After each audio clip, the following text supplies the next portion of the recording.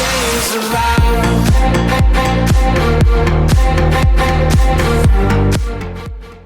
Hello and welcome to the Tottenham America channel. Today we will be rating every player's performance from Tottenham Hotspur's 2-0 loss to Aston Villa as they kicked off 2023 the exact same way as they ended 2022 with poor performances and conceding the first goal. Before we get into it, make sure you like and subscribe the video if you enjoy our content. Comment down below what you rated the players, and make sure you subscribe to enjoy more Spurs content. Let's start with goalkeeper and captain Hugo Lloris.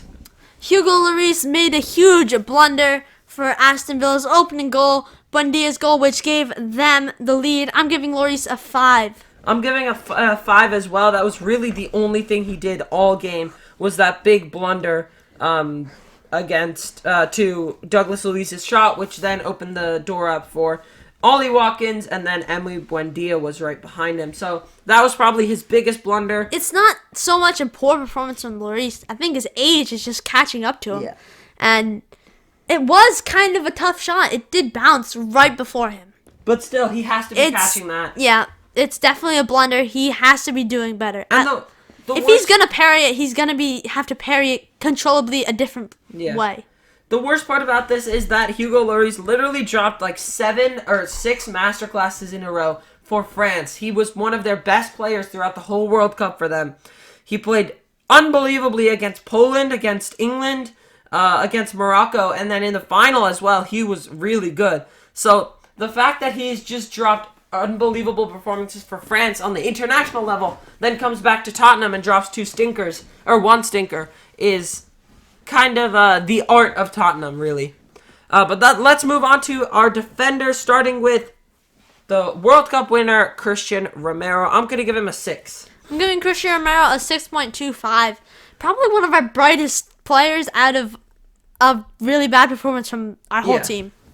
He was definitely one of the better players on the team. He was energetic. He tried to make things happen. Even towards the end of the game, he was probably the one applying the most pressure, on the attack. He had the most urgency. He probably had a lot of confidence after coming back, winning the World Cup with Argentina, coming back from that break. But now, all of a sudden, he's gone back to reality at Spurs. Yeah, I think he's easily our best center back right now by a long shot. There's really no one that can compete for that place, and he's not even I don't think he was even playing at the top of his level today. He was honestly a bit off. He's probably been partying a lot since the World Cup final. He didn't come back to training until about 2 or 3 days ago, so even then it was a great performance from him. A really under the circumstances, good from Christian Romero. Our next defender is Clement Lenglet, who replaced Dyer as the center back today. I'm going to give him a 5.5. I didn't think he was terrible. He could have done better for the second goal following Douglas Luiz in a bit, but I think that responsibility also falls to Sessegnon. But overall, I thought he was average. Yeah, I'm giving Lenglet a 5 or a 6. I think he did pretty well, especially in the first half. We barely let Aston Villa in our own half in the first half, so he didn't have much work to do. He won back the ball a lot, but as the game went on, after we conceded those two goals, he lost possession a lot. Yeah. A lot. Yeah. So, out of the defenders, there was Ben Davies, who we're going to move on to next. He didn't do much in the game. He was very quiet. Lenglet did things good and also did things bad. So, complete opposite performances. And Romero was kind of above average today. Our last defender, Ben Davies, I'm going to give him a 5.5. Pretty much the same as Lenglet. Started the game off quite well. But then started to fade at the end of the game, gave away possession just like Lenglet, and had some trouble. But I'm going to give him a 5.5.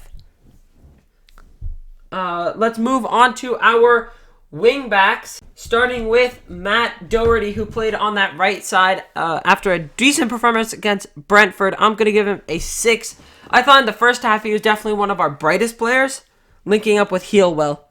Yeah, Doherty, probably our brightest player on the field. I'm giving him a 6.25. Him and Romero were our only bright spots today. He didn't do much wrong, honestly. Defensively, with the whole defense, he was not linking well with. Yeah. But with Heel, at times, he was linking well, especially in tight spaces in the box early in the game. And I think he's definitely ahead of Emerson Royale right now in that pecking order. I think he's definitely a better player, but again, it wasn't the greatest performance by anyone today, but he was probably one of our brighter spots, and he tried to make things happen in the first half. Our other wingback also tried to make things happen in Ivan Perisic. I'm going to give him a 6. I'm also going to give Ivan Perisic a 6. He had a lot of crosses today. Yeah. At least crossing opportunities. Had some poor passes, especially towards the end after we did concede our first and second goal. But he started off the game in the first half pretty well, but then he just declined. Yeah. He just went into a downward spiral. I think he got really frustrated from his point of view. He looked more and more mad as the game went on. Just things that he was trying wasn't coming off for him, and it just kind of spiraled into just it was a poor performance for everyone, really, for the whole team in that second half. A really, really bad one. Moving into midfield, we'll start with Pierre-Emile Hojberg, who scored against Brentford last time out, but today was not as good. I'm going to give him a 5. I'm also going to give him a 5. He and Bissouma did not link well today in midfield. Yeah. He needs Bentancur. Bentancur and Hojberg are the pair. They need to be together. Hojberg just did not look sure of anything he did. He didn't really look like he was settled on the ball a lot. He seemed to be very nervous and didn't really play many balls forward like we normally see. Because against Brentford, I know the first half wasn't great, but the second half he was playing his usual, through balls forward. He had confidence. He was running around. Today you just didn't see that from him, and I don't know why. But it wasn't a great performance from Hojberg, and nor was it from his midfield partner, Yves Bissouma. I'm going to give him a 4. He was atrocious. I'm giving it a 4.5. Bissouma lost possession a lot. His passes looked nowhere near convincing enough to make it to the teammate on the receiving end of the pass. Yeah.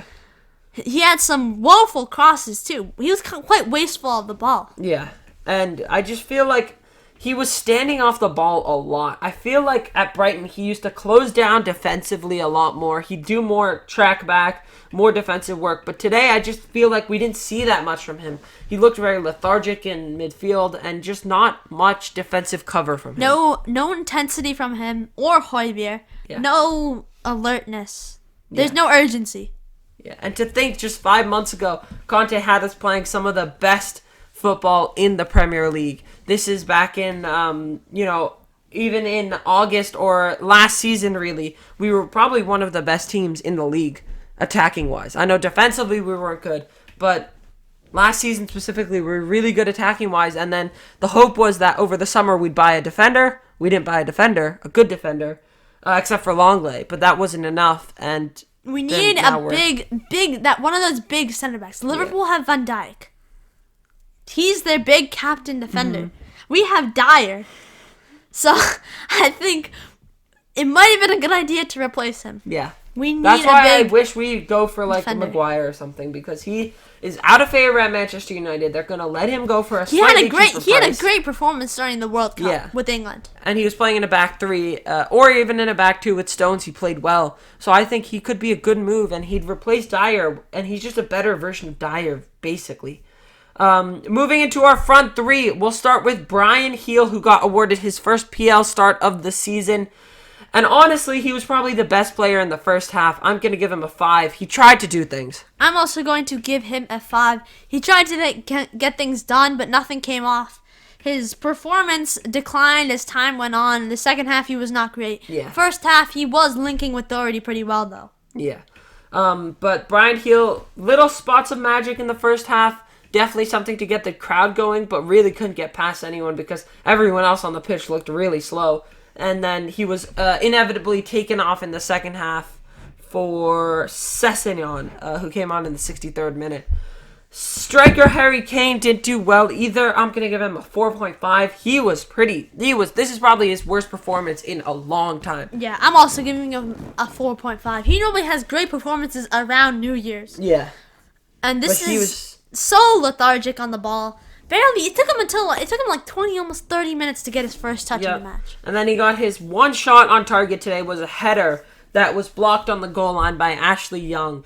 And his only other shot was a missed left-footed shot in the 68th minute. But that really summed up Tottenham, is that from the back to the front, we were just absolutely terrible today. Really bad. He wasn't taking enough long shots. Yeah. Another thing. The whole team was. Son, him, and midfield players, Hojberg too, were not taking enough long shots. Yeah. And that was probably our biggest problem, is that we weren't attacking enough. And that turned against us very quickly. Aston Villa, they got their goal because of a long shot from Douglas Luiz that was spilled by the goalkeeper. If we had tried that even once and Robin Olsen spilled it once, we had a chance to get a goal. But for some reason, our first move was just to pass back. And I still don't understand that. We barely tested Olsen. Yeah. Barely. We tested him. We didn't even test him. I don't think. It was the shot, the header from Harry Kane that was blocked on the line by That was our Ashley closest chance. Young, which Olsen did not even test Olsen. That tested Ashley's Young experience and ability to block the line on the goal line. Yeah. Our last starting 11 player is Heung-min Son, who still looks a shell of his former self. He was almost just as bad as Kane. Maybe a little better, but I'm going to still rate him a 4.5. I feel like he just lost possession a lot today. He wasn't his usual self. I think he was a little more... He was willing to attack the opposition a little bit more, but still not how he was last season. I'm giving him a 5.5. He was better than Kane, better than Hio too. He needed to take long shots, more long shots. We saw him attempt them on Brentford, at least attempt them. They weren't coming off against Brentford, but he attempted them, and there was a possibility Ryan could have spilled it. Yeah. He got on the ball a lot more than Kane did, a lot more. And he did a lot more things with the ball, but nothing came off. Nothing came off for him today. And our last player that we're going to rate is substitute Ryan Sessegnon, who came on in the 63rd minute for Bryan Gil. And he did absolutely nothing. Let's be honest. At I gave him a 5. He did nothing. He didn't make an impact whatsoever in our team. He made some passes. I think he was partially at fault for the goal. The second goal that we conceded to Douglas Luiz. Should have tracked Douglas Luiz into the box, and that was a big mistake.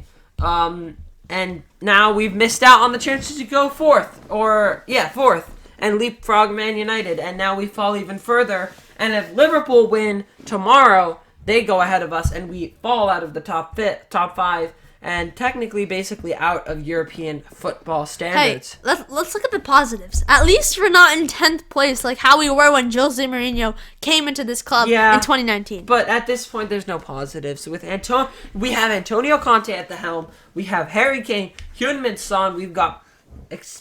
Actually, I can't even say that. Our team was terrible today. I mean, we had Yves Bissouma in midfield. We had Ben Davies at left center back. No offense to him, but he is not the best center back in the world. Bryan Gil was our right winger. We were missing a lot of players. We were missing Kulusevski and Bentancur. Our literal 2 best players who are in form right now. I mean, Kane, yes, he's in form. He Imagine how different this story would have gone if we had sealed the Dybala deal in 2019 under Pochettino. Imagine how different our story would be. We would have had some creative spark in midfield. We would have still been playing a 4-2-3-1, which works so well for us. I think Eriksen would have stayed. I think Poch would have been here longer. Trippier would have stayed. I think would have. I mean, he left the same summer. Yeah, he did. So. But I think a lot of things would have changed if that Dybala deal went on, because that was really the turning point. Then Poch got sacked. Levy didn't want to pay for his imaging rights. Then we fell into the full story spiral of Jose and then buying Joe Rodon and not backing him. He got sacked. Ryan Mason, Nuno, and then we came to Conte. Had an okay first half season, and then he's spiraled into this. It's just the ongoing roller coaster. It's just a cycle. Yep. That's it. That's the story with Enoch and Levy. But that's it for our player ratings for Tottenham versus Aston Villa. If you enjoyed, make sure you smash the subscribe button. Hit the like button if you want to see more Spurs content. And until next time. Come on, you Spurs!